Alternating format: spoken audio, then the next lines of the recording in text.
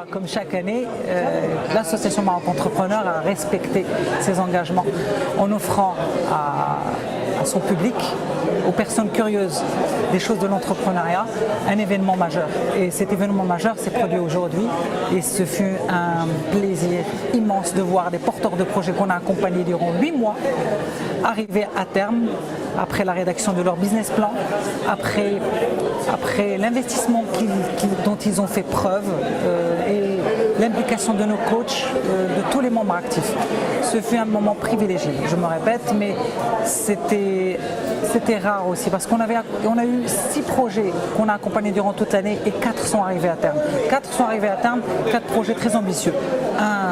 Le gagnant, M. Tamer Hamdan avec un projet, le crowdfunding ou le financement participatif. Il y a eu aussi M.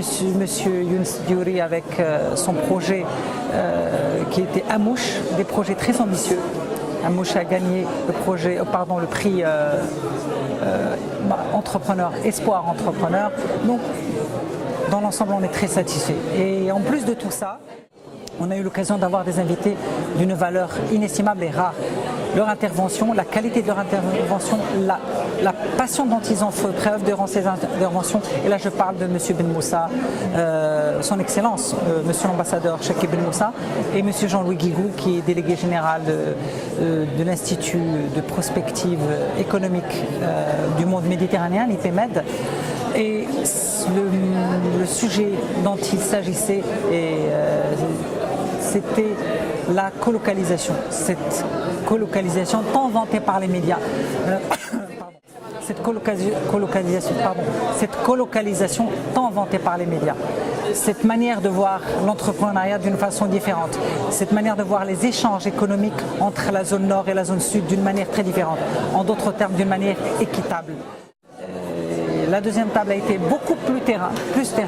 C'est une table ronde qui a montré des acteurs majeurs de l'entrepreneuriat et qui ont fait de la colocalisation aussi une vocation dans l'optique de valoriser leur entreprise et de valoriser le travail qu'ils font avec les autres entreprises basées en France. Il y a eu M. Youssef Charaibi de Outsourcia, fondateur. On a eu Mme Morina Zouzi, qui est aussi vice-présidente de de l'AFEM. Il y a eu aussi des représentants des instituts tels que l'AMDI, M. Mohamed Amarab, qui est chef bureau France.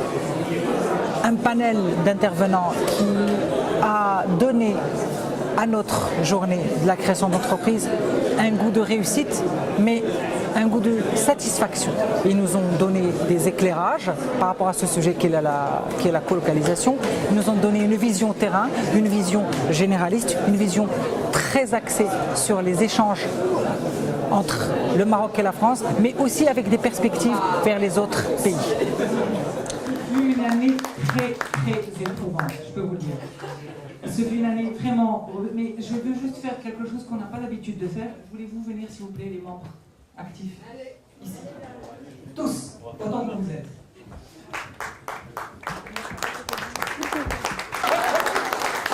Iman Bihmani, Sarah Moussaoui,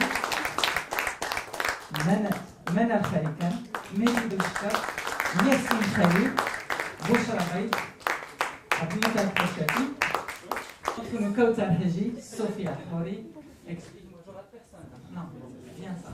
Sarah Beiz, Fatih Noura, Firdous Faye, Omar Agoudi, Najla Khalikan, Reda Mkawi, Monsieur Rachid, merci beaucoup, Rachid Soraoui, Douglas Deben, Karim, s'il te plaît, quand tu vois, Karim. Voilà. Et comme ancien membre de Maroc Entrepreneur, vous avez ici Mohamed Bouzidi, et ancien président et ancien secrétaire général, M. Nouk Sabrini. Et un merci beaucoup à Amitra, qui essaie de nous rejoindre. Et j'espère qu'elle le fera l'année prochaine. Aux membres, à ma connaissance, c'est toujours bon.